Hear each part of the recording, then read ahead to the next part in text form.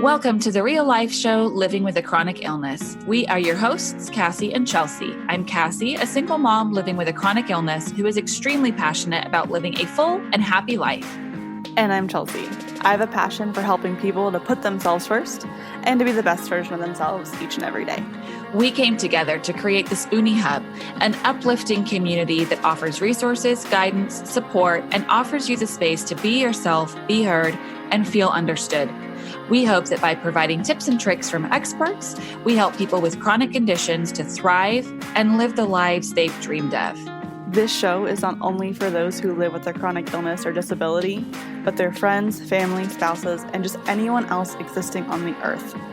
Our goal is to normalize having a chronic condition by sharing real stories with real people and to show the world how relatable those everyday struggles can be. There's a little something in here for everyone. And a special shout out to our community at the Spoonie Hub. Thanks to your contributions, we are able to provide flexible work opportunities for Spoonies, donate to our nonprofit to help provide wellness treatments for those who need it, and be able to transcribe our podcast to make it more accessible for all. To learn more, visit our show notes. Enjoy the show. Hello, everybody. Welcome to the real life show, Living with a Chronic Illness. We have a great interview for you today. A fellow Spoonie, Abby Morris. Abby was born and raised in Wichita, Kansas. She enjoys cuddling with her dog, fly fishing, online shopping, and watching TCU football. She was diagnosed with POTS when she was just 13 at the Mayo Clinic. Her journey has been a roller coaster of emotions over the past 11 years. Learning to cope with a lifelong diagnosis led to much growth and inward searching, and her greatest supports are her husband, parents, dog, and Jesus. So Abby is actually a client of Cassie's and has become a really good friend of both Cassie and I.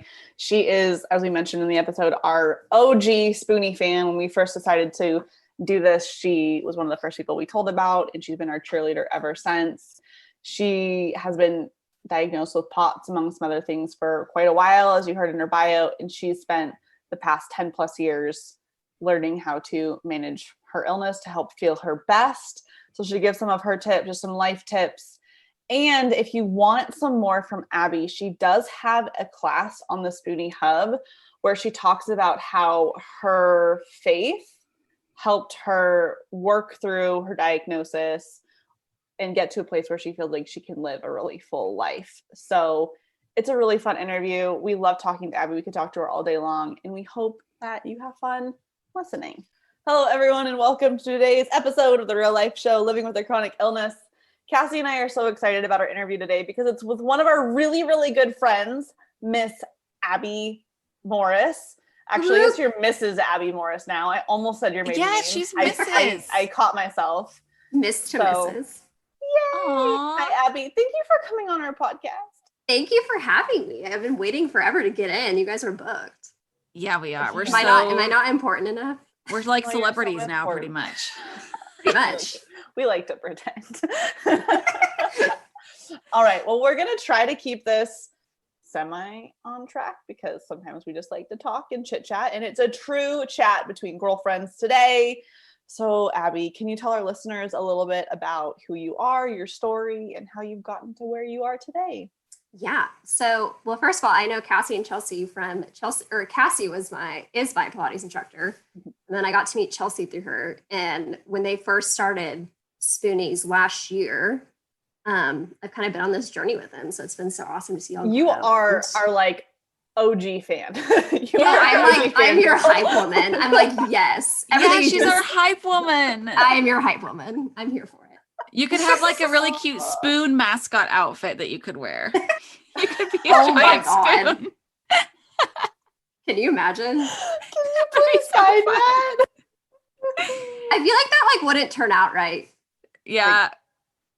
I'm Yeah. picturing it. I mean, I don't know. I think it could be fun. Humphrey could be our spoon mascot. Oh, he would love that. I just watched an episode of 30 Rock last night where the character Jenna was like on an ice cream float for like the Macy's Thanksgiving Day parade. And she was a spoon and she was like dancing all seductively on it. And like, that's what I'm picturing in my head right now. Yeah, that would be Oh my so God. fun. Okay. Abby, your anyways. story. Hi, I'm Abby. I'm also from Wichita, born and raised. I'm 24. What I know I have is I have POTS. What's your star sign? Leo. You're Cassie like, and I I'm are both 24, Leos. I'm from Wichita, and I'm a Leo. And I'm a Leo.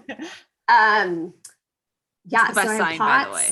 It is. Okay, so I have POTS, IBS, SIBO, maybe a little bit of EDS. I've never been diagnosed with it, but as Cassie knows, I have very hypermobile joints, which is ironically one of the traits that a lot of people with POTS have is hypermobile joints, which is kind of interesting. And if you're watching the video on the Spoonie Hub, Abby just straightened her elbows and yeah, that Did you see that weirdness they not just look did? comfortable. Yeah.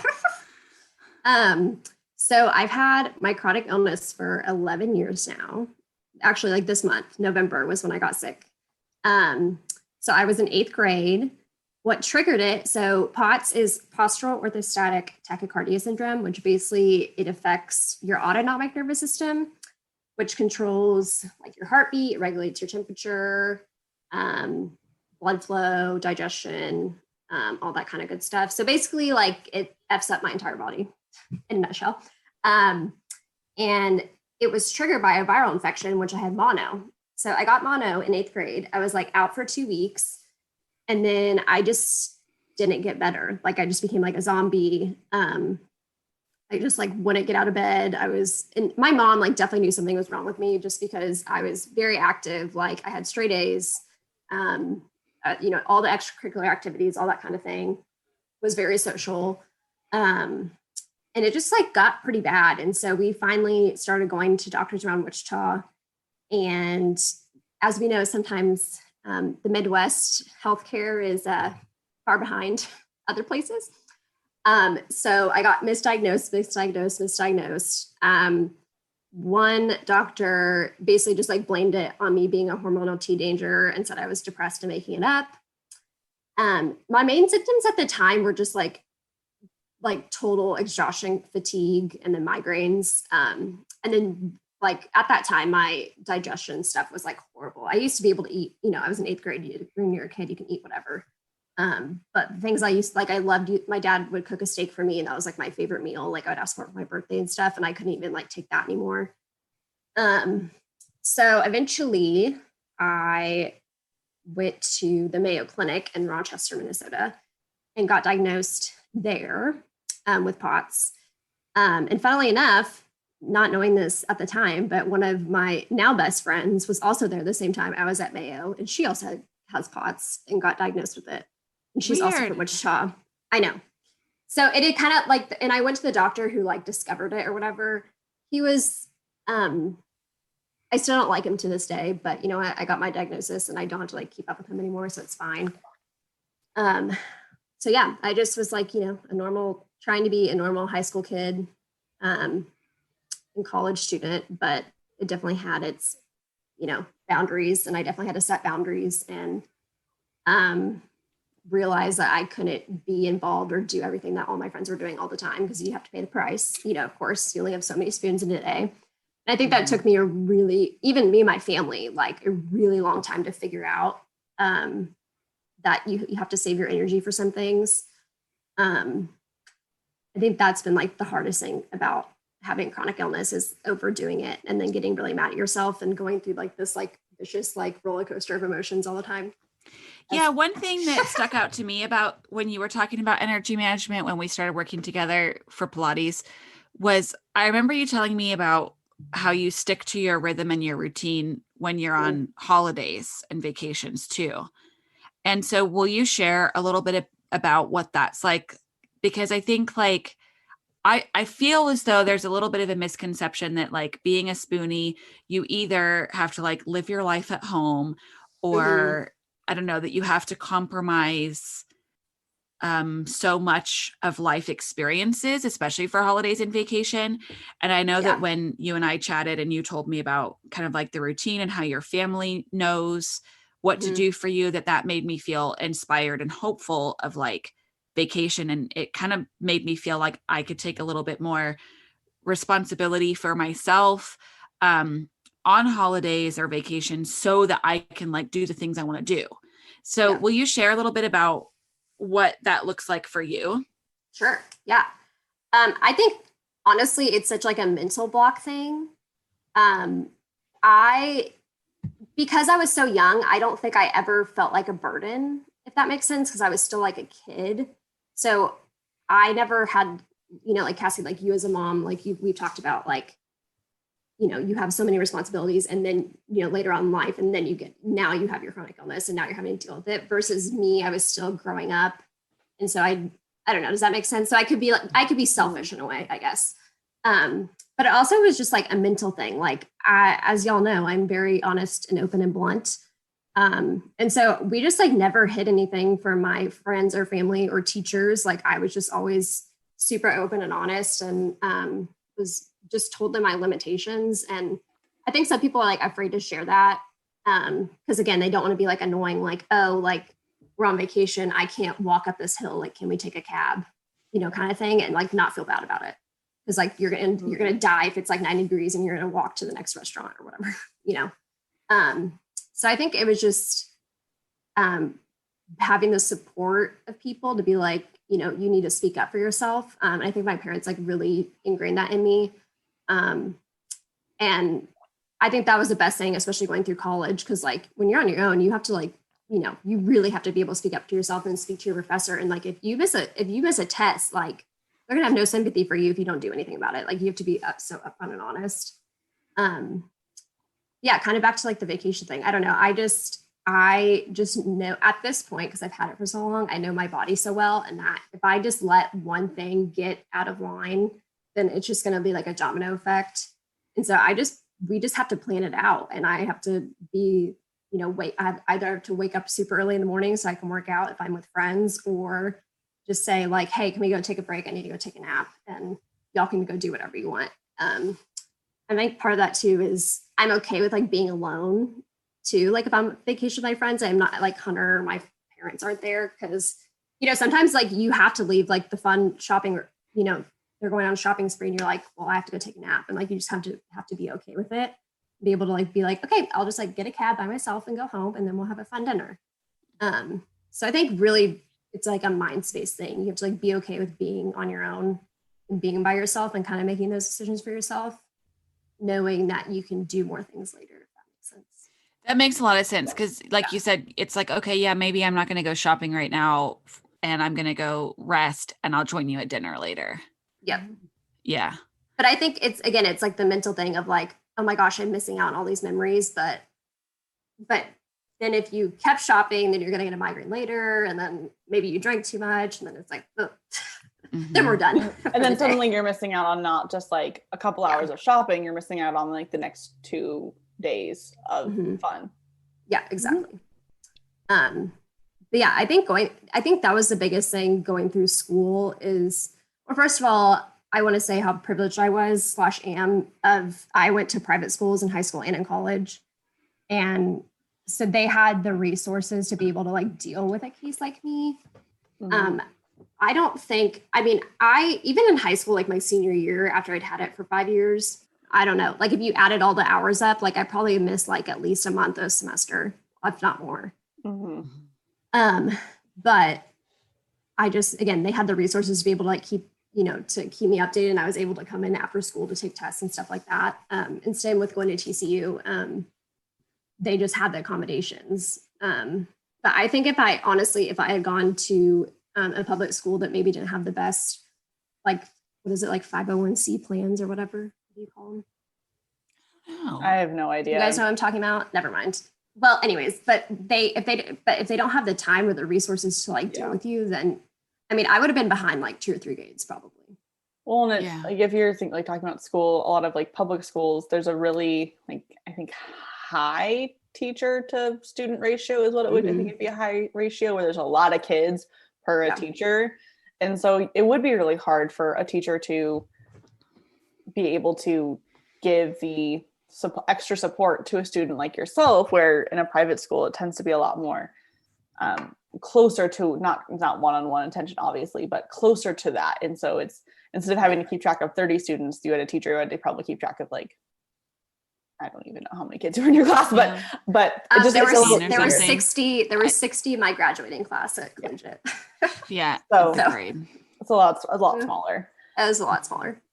So I just want to put that out there because I know and realize I was very privileged in my education experiences. But you still have to be the one to, get up and out there. Because if you don't turn in a late assignment and then don't say anything, like the teachers aren't gonna have any sympathy for you and they're gonna give you a 0, Mm-hmm. So. I think that's the good lesson from that is speak up for yourself. And it sounds like because you had the support of your family and this happened to you so young that that was how you grew up. Like as you went through that awkward stages of being teenagers into becoming a young adult, like that was part of just what you had to do.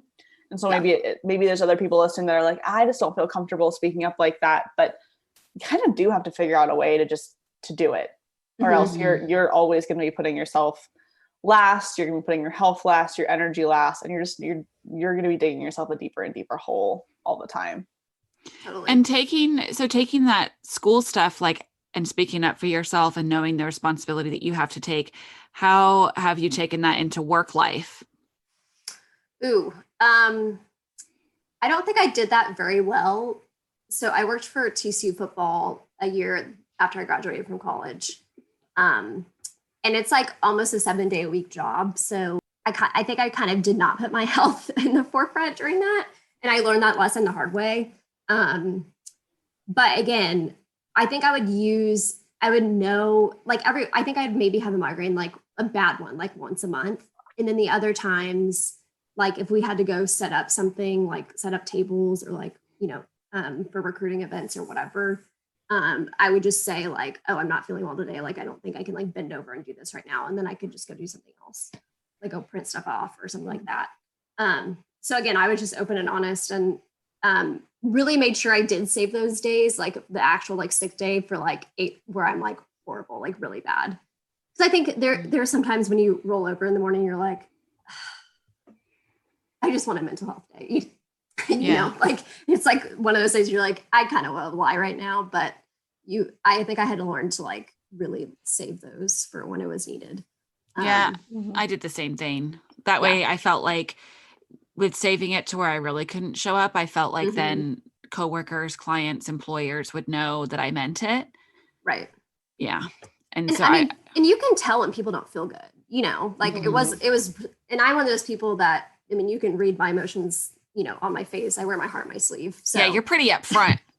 And very upfront. So, but you can tell when someone doesn't feel good, and also like we would, on game days, in Texas on game days in August, September, October, literally on the field, it can get up to like 110 degrees. Sure it's so hot out. Yeah. So for those of you not familiar with POTS, not a good thing. No. So if I get overheated, I get a migraine and throw up.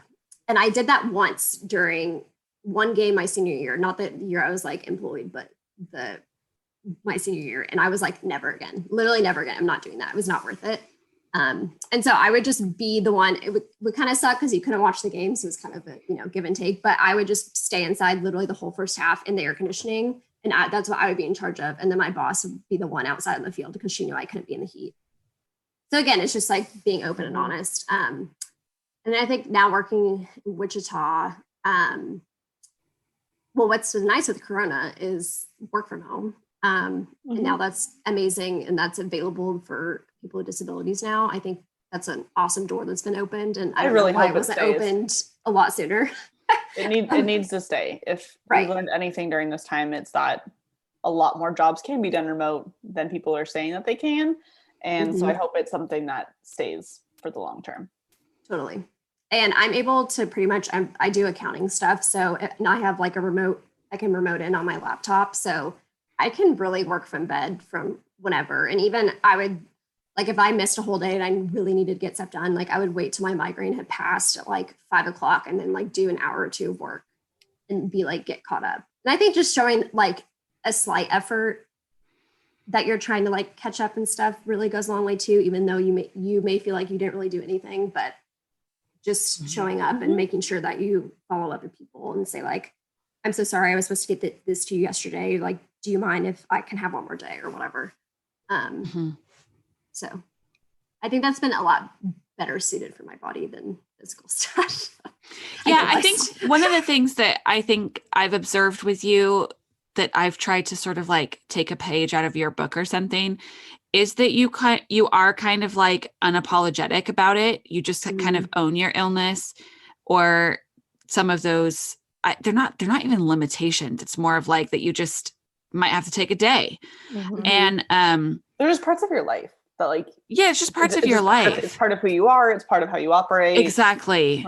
It's part of how you feel your best. Yeah, it's not like I don't know. I think there's so many of us are so worried about like people pleasing that we end up screwing ourselves completely. And I think that's something that I really learned with you, because like when we would be working with doing Pilates, it really would be like once in a blue moon, really, that Abby would text and just say, I have a migraine, I'm not coming in, you know, kind of like last minute canceling. It was so rare, but I never felt like I was being put out or like that it was inconvenient. Like I never felt that way when you would cancel on me. And it really helped me to be able to reach out to you and say, I have to cancel. I can't come in. And instead of being like, I'm so sorry. Can I see you 3 times next week to make up for it? Or I'm so sorry. Let me like bake you a batch of friggin' cupcakes to like apologize about it or something. It kind of just made me feel like it was okay that I was canceling, and just to kind of own it. No, I think people too. And again, this is not like I didn't wake up overnight and like have all this mentality. There was a lot of prayers. There was all a crying and screaming and saying, this is so stupid. This is so unfair. I just want to be normal. But I think also too, people don't want to be seen like as weak. And so, or like vulnerable. And so they don't want to like share that part of their life, even though it literally affects everything you do. If that makes sense. And so I just think sometimes people are scared to like share that with someone. Yeah. I'm really glad you said that, because I also feel like that was, in our sessions that we would be, you know, that I would show up to work and maybe I wasn't feeling great, but I didn't cancel. I felt like I could say to Abby, like, I'm not feeling my best today, you know, but I'm here. And even just having the freedom to be able to say that would make me feel like I could show up for that hour better than if I was like faking it the whole time and not saying anything. And so that might be encouraging for listeners too, is that maybe if you do just speak up and be a little vulnerable and be yourself, then, I don't know, you might feel freedom to just be able to like let it go and move on and actually show up better than if you were completely faking it. Yeah. And I think that if you're feeling pressure to like not share your story because of what someone is going to say to you, then that's probably more an issue with someone else than with you. Like if you're like, yo, I cannot do that today, I just don't feel up for it, and they're like, what do you mean? And they make you feel bad about it, that's their problem, not yours. So release it, let it go, do what you need to do for you. The people that actually care about you will respect that. Yeah. Abby definitely, like, I don't know, kind of like helped me just to own myself and be more myself, like more unapologetically, and made me feel less insecure. And that was really nice. And that was just by like leading with example. Well, thanks. That's so nice. Yay. I just think you're great. I'm blushing. Oh, good. Hey, everyone. I know you're enjoying this episode of the Real Life Show, Living with a Chronic Illness, but we're going to pause for a moment because I want to tell you about our most recent offering to help you live your best life. It is mywellnesshub.co. At mywellnesshub.co, you will find a comprehensive resource library for chronic illness individuals to live their best life. You know, all those hours you spent searching on Google to find that thing that's going to help your pain, or that thing that's going to help you feel better, or what type of diet to work, what books to read, what podcasts to listen to, you know, all the stuff. Well, we're putting all of that into one single resource library to make it easy for you to find the resources you need. And as part of that, we have our membership site, The Hub, where we're providing education for you at the low cost of $15 a month. You're going to get classes from experts around the freaking world, multiple times a month, multiple times a week. You'll have access to the recordings from the past, all sorts of really, really good stuff. So make sure you go check out mywellnesshub.co. So one thing, for those of you that are in Wichita and came to our very first in-person meetings, which is what we started as, and then plans changed, and now we're a podcast. But Abby presented on being consistent with your illness because it's something that's really helped her. Consistency in exercising, sleep, and just kind of what her day-to-day routines look like. So Abby, would you share with our listeners what impact being consistent has had on your life and your tips on finding consistency? Yeah. Sure. I kind of forgot what I said. I mean, I'd have to go back and find my notes. No, I'm kidding. I think for me, I have to schedule out. Like, for example, I went to the chiropractor today and I didn't have anything on the books for the next month. And I like to book like 1 month at a time because I feel like if you're the one having to, first of all, hashtag brain fog is a real thing. So if you're having to call and make your appointments all the time, like you're going to forget and you're not going to do it. And then your body's going to spiral. So that's a really big thing for me is like, I book out like Cassie and I see each other every Thursday for the most part. Not recently, but that's a whole nother thing. That's the Rona. That's the Rona. But like, I try to find people who can consistently see me. Cause then I just know that that's like my set time. And even too, it actually like works for my work schedule. Cause then like my appointments aren't changing every week. And so I know I can't have a meeting at 12:15 on Thursdays because I'm with Cassie. But I think, yeah, that is true. That is convenient when you're just like, yeah, these are my appointment times. Yep. So, and right now, what I try to do to manage my body is I do body work, like myofascial release once a week. I try to do Pilates twice a week. I have a trainer once a week right now, and then massages every other week. And I don't think I'm missing anything. And then, an occasional like nail day or spa day or facial, which is nice because hashtag treat yourself. Because I think even sometimes too, going to those appointments are exhausting. Like sometimes I just like want to stay home and drink wine and watch Netflix all night, but, or I'm sometimes super wiped out afterwards. But again, it's just like going back to, this, like if I don't go to this appointment today, then we're not going to feel good for a week. So get your ass up. Yeah, that's important Kind of to thing. say. Cause yeah, sometimes like you don't feel good after a massage. No. Like I lately have just been like, I really want a fucking massage, Mm-hmm. but I'm also like, my body's kind of in that place that I'm like, I'm not going to probably feel good from it actually, Right. that I'm like, I need to just wait a little bit longer still. Mm-hmm. But I think that that's key is where you said it. It's kind of like, these are your non-negotiables. Yep. That help you have your maintenance for your body to feel good, like on a weekly, monthly, yearly basis, rather than looking at hourly or daily. Totally. So you might have to sacrifice that couple of hours when you don't feel your best or it is exhausting, but you know that it's going to be worth it when you look at your week or your month. Yeah. Yeah, that's something I've learned from you too. Mm-hmm. And I think it's also like, I didn't just like fall upon all these things. It's like, it's exhausting trying to find people you actually like and actually connect with. And I've gone through like 2 or 3 chiropractors here in town because I just like didn't like their like technique and like I didn't get along with them or whatever. I feel like they weren't listening. And so I think that can also be mentally really exhausting because you feel like no one gets you and no one understands you. And like you have to find those people who are willing to help your body and actually listen to it.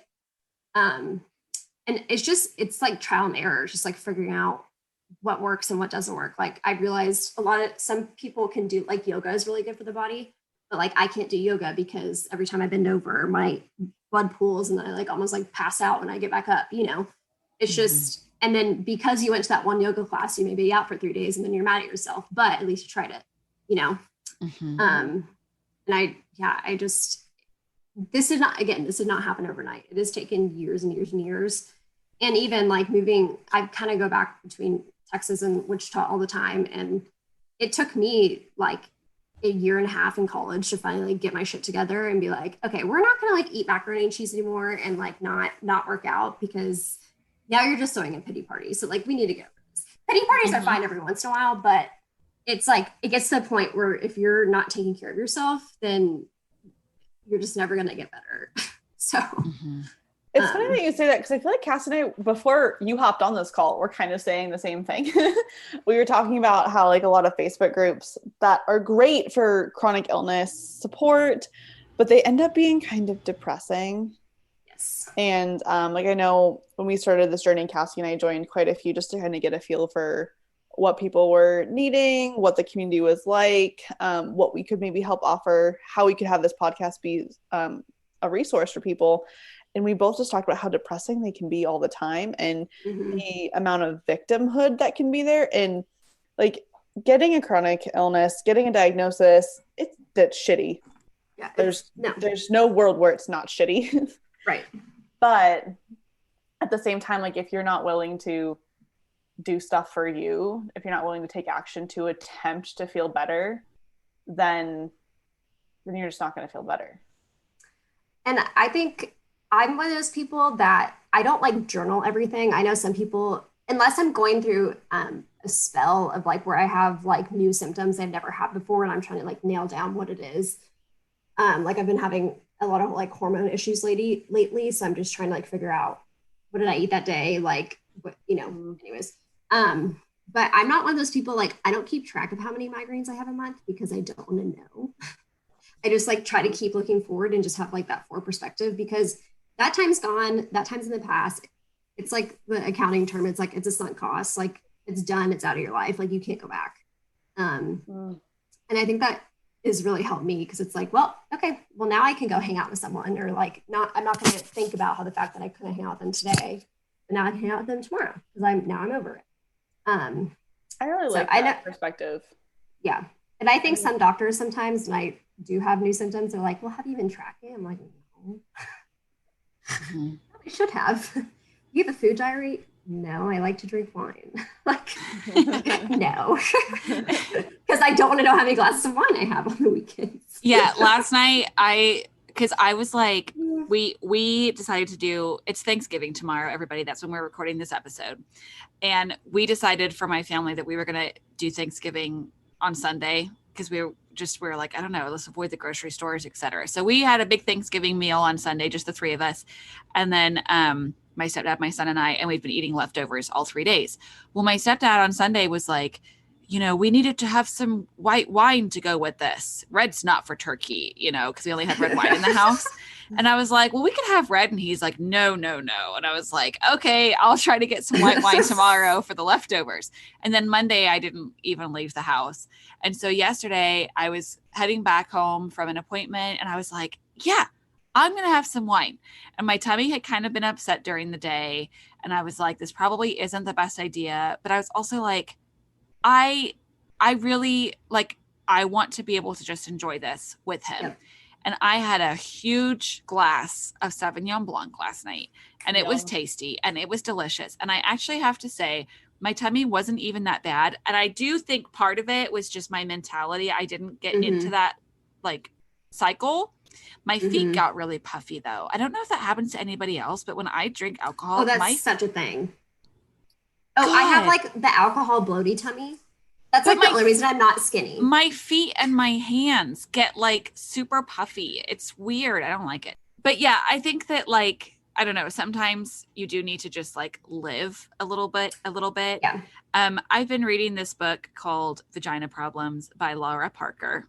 It just came out in October, and it is endometriosis, painful sex, and other taboo topics.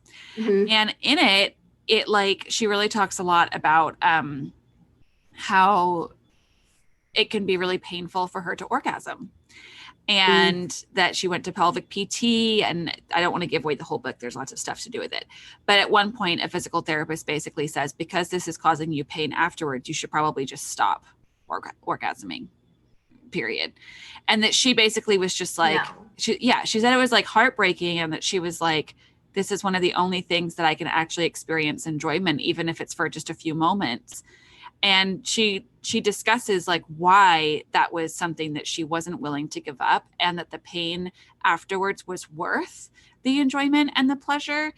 And the way that she put it was really, I really liked the way that she put it. And then she even said that when she kind of came to acceptance in herself, that she was like, it's not worth it to me to give this up, to no longer have pain afterwards. I would almost rather have that little bit of pain afterwards to experience the enjoyment. That's how important it is to me. That then when she like had an orgasm after that, that she like felt relaxed and freedom instead of the stress of the pain after. And I know it's not the same thing at all to relate that to like alcohol Wine. or chocolate or sugar or wine. Yeah. But I did think of it. I finished the book last night. And so I had my giant glass of wine, and I was reading it, and I was like, you know what? This was worth it to me. It was worth having this huge glass of wine with my stepdad for like Thanksgiving during coronavirus, watching Homeland. It was wonderful, and I'm not going to regret it. And I swear to God, my tummy was less upset this morning than it normally is after I've had alcohol. And I do think that it's partly to do with just not beating myself up about it all night and all morning. I have a Does that make story, sense? Cassie. Yeah. Oh no, I don't know if I've ever told you this, Cassie. Now that I'm thinking about it. Okay, so I went to my cousin's wedding a couple years ago. He got married in Italy, which is just, they live in Italy, so it makes sense. And I met one of their friends at the wedding.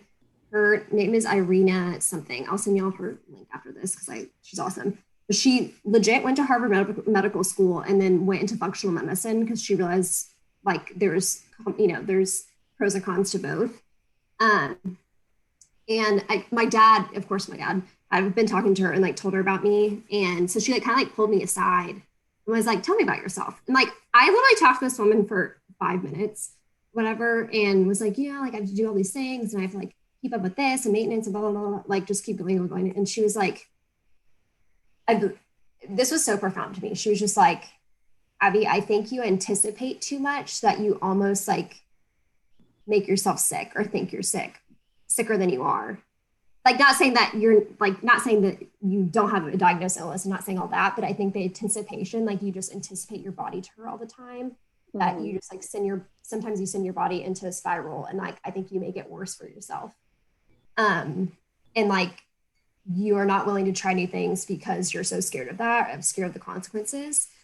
And I literally never cried harder in my life from that night. That I was like sobbing. I like went into one like the little like it was on the beach and they had those cute little like changing room like striped tip things, you know, that you see in like old movies. Yeah. And I like went in there and just sobbed for like 30 minutes because she like got into my core. I was like, oh my gosh, like you're right. Like I that was kind of the moment in college where I was like, you know what? I don't like live my life sometimes. Like I do let this control me, and I need to like get over this mental thing of like saying I'm so limited.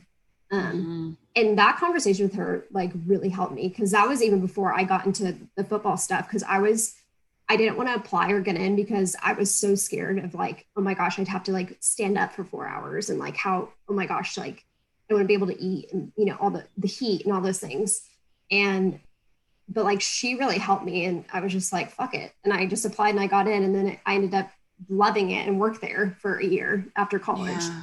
And it was one of the best experiences ever. Now, again, were there some days that I did regret standing for 4 hours? Yeah. But I just tried to help myself. Like, you know, if we went to away games, we usually wouldn't get dinner until after the game. And so I would just pack like turkey sandwiches and peanut butter crackers and like eat them during halftime because I knew I wouldn't have food. Like you just have to like, you know, plan ahead for it. Yeah. Yeah. It's like, you need to live your life. Yeah. And I think at least, and I do actually remember you telling me this story. I couldn't remember if I told you or not. Because we talked about it and then we were like, this needs to be a podcast episode, like anticipating, you know, feeling like shit. And so we need to do that episode. But I think that's really important because you can like live your life. And I think that sometimes it's hard for us to understand and accept that making accommodations in order to do the things we want to do, like you packing turkey sandwiches, peanut butter crackers, or taking a nap instead of going shopping so that you can join dinner or whatever. Like these little accommodations enable you to be able to live the full life. Mhm. And maybe you don't have every single experience that your peers are having, but the goal is to get to as many of those experiences as you can. And so Yes. maybe like little accommodations, or just packing snacks or whatever, like those little things can make a huge difference. I'm glad that you shared that, because I think that's a thing that a lot of Spoonies experience. I know I've seen that kind of stuff pop up on our social media, like fear of how something's going to make you feel. And, sometimes, you have to be responsible and just say no and be like, this is not a good choice for me. Yeah. But sometimes, and I think it was good that it came from like a total outsider stranger I just met, because like, your family could never tell you that, obviously. And they're also in it too. Like they're like, their heads buried in the sand with you. Like you're on this, they see you every day. And so I kind of like needed someone to like kick me in the butt and be like, girl, go live your life. And I was like, whoa, Yeah. Plus like, it's when you're at a certain place to hear something. Yes. Totally. Yeah. Like I was having a conversation with a friend the other day about food. And then that's actually when I messaged you, Chelsea, and I was like, we still need to do that episode about food fear and food guilt and stuff. It's such a thing. And who knows, maybe by the time this episode comes out, we will have done that. That's true. That could happen. Maybe. Yeah. Our Chelsea and I's conversations aren't always like, we don't always plan those with our interview schedule or whatever. Right. But I was talking to her and I was just like, I realized that like, especially having like IBD, that the body, we often put our bodies into kind of like a starvation mode. And then your body sort of like ends up holding on to everything. And that's where you might have like unusual weight gain and stuff like that. And that's what I was talking to her about. And I was like, I just realized, because I've been tracking my food and my meals for 5 weeks now, every day. I've been doing a really good job of it, actually, with no judgment, just for the sake of tracking it. And one of the patterns I've noticed is like, I will almost eat just like 1 to 2 almost giant meals a day. They won't even be big. They're just really calorie dense. So where I thought that I was like under eating as a whole every day, I'm actually not, but I am kind of like putting my body into starving most of the day and then almost binging. And, I didn't realize this. And so I was talking to her about it and I was like, yeah, no wonder. I'm really not being very kind to my body. And she's like, well, yeah, I could have told you that months ago.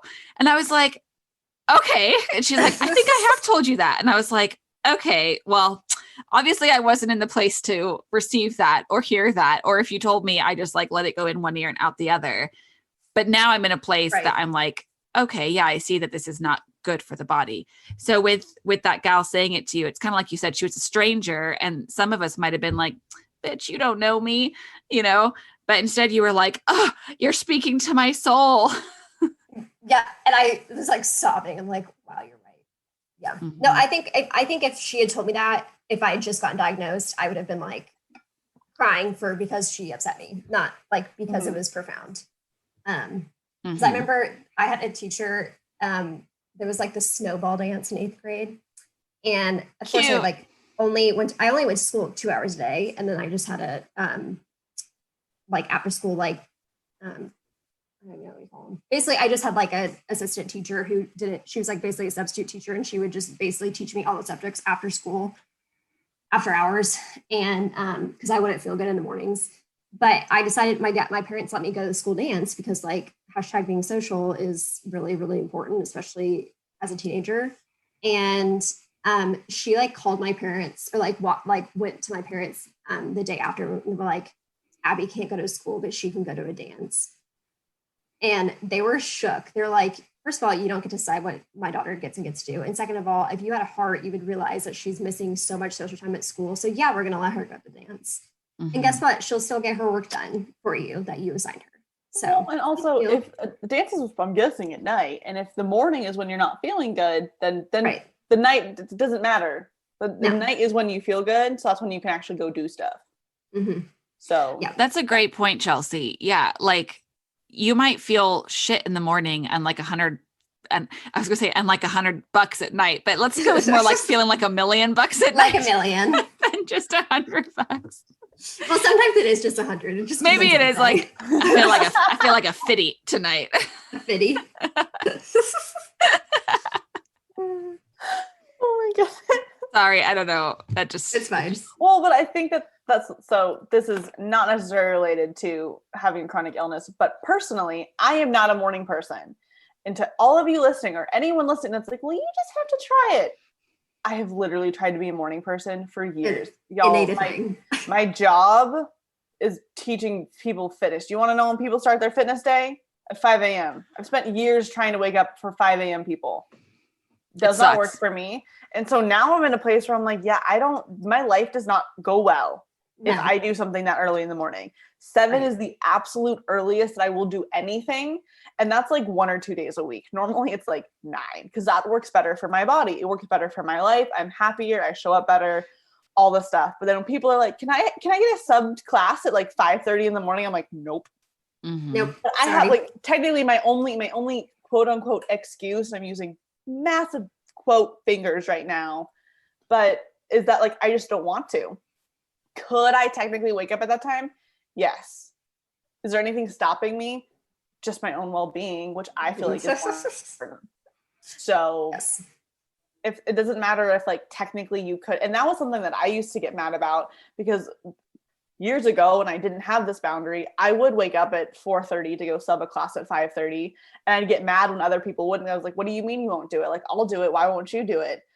Mm-hmm. Now I realize that they had better boundaries than I did, and they were happier because of it. Yeah. So just do what you need to do. And if that doesn't work for someone else, that's their problem, not yours.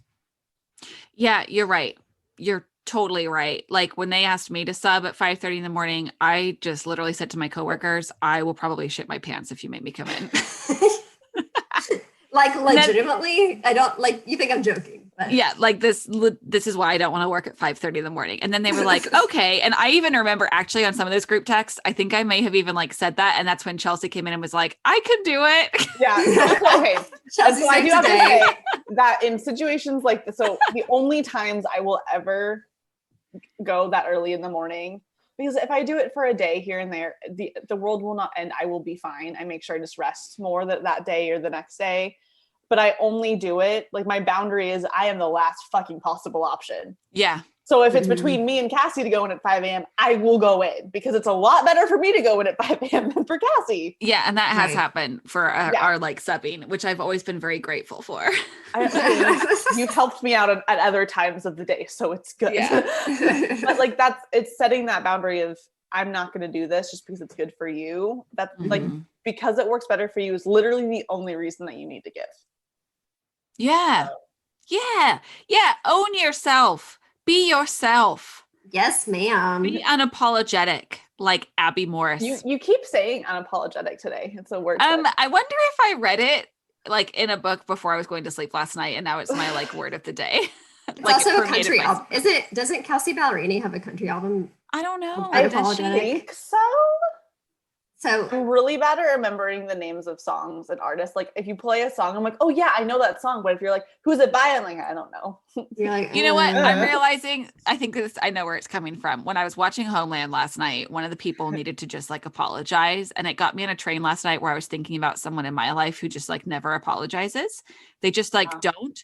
And I was thinking like they need to learn how to apologize. Like that actually does make a really big difference. Mm-hmm. And it made me start thinking last night about how I need to make sure that I'm teaching my son how to apologize, you know, like not just like when they're toddlers and you're like, say sorry. And they're like, sorry, you know, but like a real, like a genuine apology. Yeah. And so I'm just realizing that as I was drinking my Sauvignon Blanc last night, that I was thinking of all of these things and apologies. And that's probably why today I'm like, you know what? Sometimes you can be unapologetic and it is fine. That's so funny. So I know we're running out of time here, but there is one last thing I wanted to ask you about, Abby. Well, I mean, we've already talked about this, but I want our listeners to hear about it. Okay. But you got married last year. Yeah. And I think that you've done a really, really good job communicating with your now husband about what you need and how he can help and how he can support you and how you can have a relationship. Something that we hear a lot on and just in our community and on our Instagram is that like dating with a chronic illness is complicated. It's hard and is. But I just wanted to hear kind of your take on being in a relationship, being with someone. So that way maybe people out there that are like, I don't want to be alone or I'm having issues with my relationship can get some hope that it does work. It can work. Yeah. Well, first of all, I want to say I'm really lucky because Hunter is the most patient and affectionate and loving person ever. So it comes naturally to him. Also, his dad's a doctor, so like it kind of makes sense that he would also be very nurturing. But anyways, I don't know. I think I'm just very clear, like, especially now that we're like living together and like, you know, go like do grocery store things and like errand things together now. Like if I know I have a huge load of laundry to do and I know I only have so many spoons to do laundry and clean, I can't go to the grocery store. So I'm like, can you go to the grocery store for me? And he's like, sure. And instead of being like the passive aggressive, like, oh my God, I can't believe I'm doing everything by myself. It's like, oh no, I need you to do this for me today. Like, I should maybe say it nicer sometimes, but I'm like, you need to go to the grocery store. And he's like, okay, send me a list. I feel like everyone should be better at this. And I had to work on this being like, hey, can you like do this for me? Because I don't have time to do all these things that are on my list. So can you do one of them? And normally when you ask, they say yes. I think people don't realize that other humans can be really mean, but also most people are empathetic and get it, like, and are sympathetic about it. At least the people that you should hopefully be surrounding yourself with. Yes. Like if there's someone out there that's not being empathetic and understanding, right? Why are they in your circle of people still? Yes. No, like retweets. Yeah. But I think also because he knows the aftermath, like I think I've been vulnerable and letting him see like what I look like when I'm down. So like he knows where it's going. So he like realizes where the path is leading and like knows where, like he knows I'm not making it up kind of thing. Because he's seen me when I'm really sick and throwing up and whatever. So I think that helps too, because like he actually knows where if I use all my spoons today, then tomorrow is going to be really shitty and I can't go to work, you know. But even like last week, I hosted a drive-through baby shower or drive-by baby shower kind of thing. And so I was like kind of stressing about it. And I just was like, can you like help clean our side of the house? Because I have to do all these other things and run errands. And he was like, absolutely. Like, I'm like, can you just like because he like wanted to go run some errands too. And like, can you make, and I made sure I told him like on Saturday, I'm like, can you make sure you make time for this kind of thing? And I think the hardest thing though is like if I'm not feeling up for like family events and stuff, I think that's sometimes kind of hard. I think that's probably been the hardest thing is like, because his family is not around me all the time. Like we started dating when we were both in college. So like we started dating when we were away and not with our families. And so I think that, I mean, and they're still so understanding, but they just don't see me down all the time. And don't quite understand sometimes like why I have to miss stuff or like why I can't, like they're such big movie people. And literally I cannot sit a movie. The chairs hurt my tailbone so bad. My hip flexors get so tight. Like the big screen is just like so much like this. And I'm just like, no. And then I always get candy and then I feel sick afterwards. And I just like cannot do it, but they're really big people. And so I just had to be like, I can't, like literally that is just like one of my boundaries that if y'all are going to a movie, I do not care. I will sit at home and watch Netflix in my bed. Like, and just kind of have also like, that's good that you set that boundary. And it's not that you're saying that you don't want to spend time with them. It's just that you don't want to spend time with them if they're doing this certain activity. Like if they wanted to watch a movie at home, then sounds like you'd be all about it. Yes. Yeah, totally. So I think it's just asking him to communicate that too to his family. Cause I'm not going to like apologize and text his mom every time I can't come to something, you know, like he kind of has to be my advocate too. And I've like kind of had to teach him that and be like, can you please like tell them this or, you know, that kind of thing. And again, I think it's just like him just like learning more about like what, and he's pretty good. Like I he's basically like my planner. Like I consult him about like the daily activities I'm going to do. I'm like, do you think I should do this today or this? He's like, I don't think you should do that because then you can't do that tomorrow. I'm like, okay, you're right. Like, Well, so and he it's also awesome helps that he me like knows you dissect. that well. That's Yeah. great. I think And it helps to have someone else to like dissect like what you're going through and like even like my daily schedule. I'm like, should I get a massage today? And he's like, well, you should probably work out before your massage because then you'll be wiped. I'm like, okay, you're right. Like, duh. Well, and I love that you said that like he also needs to be an advocate for you too. Mhm. Yeah, That's really nice because it is a partnership, it is. you know, and it would go the other way, Mhm. you know. I mean, I think that's probably, I don't know, that definitely like stuck out to me that it's not like you're just a one-man show and this is like you're the only one on your island defending yourself, trying to be like, I can't get there, you know. Mhm. You are a partnership, you are a team. And so, yeah, kind of like him advocating for you and even like your word choice of not just like him having your back. It's more like, no, he can advocate also and Mhm. say, and even like for you in the way of, no, you should work out before your massage. He's doing that for you. Yeah. And so I kind of like that word choice because it's just, instead of, I don't know, he can like be leading the charge, you know, with the sword in front Well- rather than just being behind your back and being like, you go, Yes, you, right. I got, you know, you got this. And like sometimes you need those people or even like I can't, you know, I sometimes have a limited diet and like his family loves Freddy's, but Freddy's freaking rocks my stomach, even though it's so good every time. Sometimes it's not worth it. And so when his parents are like, what should we get for dinner? And he like suggests something else because he knows I'm like too embarrassed to say something, you know? So he'd be like, no, like we should get tacos because I eat tacos 4 times a week. I don't need any more tacos, but it's always an option. So he'll like try to suggest something else so I don't feel awkward and like then like Oh, see, that's so nice. or, like, Yeah. you know, just stuff like that. I think that's Oh, that's so nice. That's love. So for everyone listening, if you're like, I'm tired of being alone, no one's ever going to love me, I'm never going to find someone that works. There are people out there that understand, that get it, that are willing to get to know you, to see you at your worst, and then are willing to be an advocate for you to help make your life better and help you feel as good as you can. So, and you have to let them in too. That's, you know. Yeah, that's part of any relationship, I think. Yes. Sometimes it's hard. Honestly. No, and two, he also knows like not to touch me when I'm nauseous and like curled up in a ball. I'm like, don't touch me right now. Or like he'll like come like get in bed like to work on his computer. I'm like, if you move this bed like this much, like from you sitting down, I will kill you. Do not go in the other room. Yeah, go away. Well, Abby, this hour went by so fast. I know. And we talked for like 20 minutes before we even started Yeah, recording. yeah, we're like still not caught up. It's fine. So thank you for coming on. Where can people find you on the internet if they want to get to know you a little bit better? And give a little shout out for your new biz. Yes. Oh yeah. Follow my new biz because I have a private account.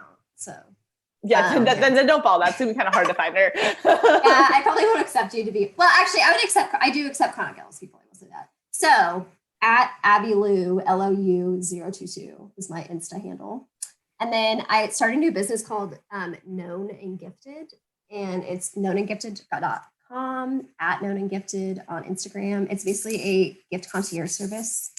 So if you need help finding gifts for Christmas or any other holidays, let me know. Yeah. Yep. Birthdays, everything, right? We did a giveaway. Yeah, everything. And Abby was the one that put our giveaway basket together. So super, super cool. I know I am not always good at finding unique gifts for people, but Abby, you have a special talent of finding some really cool shit. So thanks. Support a fellow Spoonie. Yes. So if you want to support a Spoonie biz. Charity too. So yay. Well, everyone go connect with That's Abby. right. That is going to be another Spoonie business. Oh my God. I didn't even like think about that. And it's great because I can mostly do it from my bed. I was just thinking of Abby being like a lady boss, but yeah, she's a freaking Spoonie boss. I'm a Spoonie lady boss. How fun. I think it's funny that you didn't think about that earlier. I know. It just didn't like compute that way. That's but yeah, support your fellow Spoonie biz. when she did our giveaway, I was like, yeah, Spoonie businesses helping other Spoonie businesses. Yeah, this is great.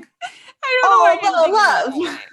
that. So Obviously, some subconscious level knew that. I was just more like, hell yeah. all right, Abby, thank you so much for chatting with us. I'm sure we will Love talk to you soon. We love you too. Yeah, I will text you basically as soon as we hang up. So. Probably. Bye. Bye. Thanks for listening. If you love this podcast and want to show your support, please leave a review, share the podcast with others, or join us in the Spoonie Hub. If you'd like to connect with Cassie and I, you can find us on Instagram at The Real Spoonies Unite or on our website, mywellnesshub.co, where you can find all sorts of resources and you can find the Spoonie Hub. Talk to you soon.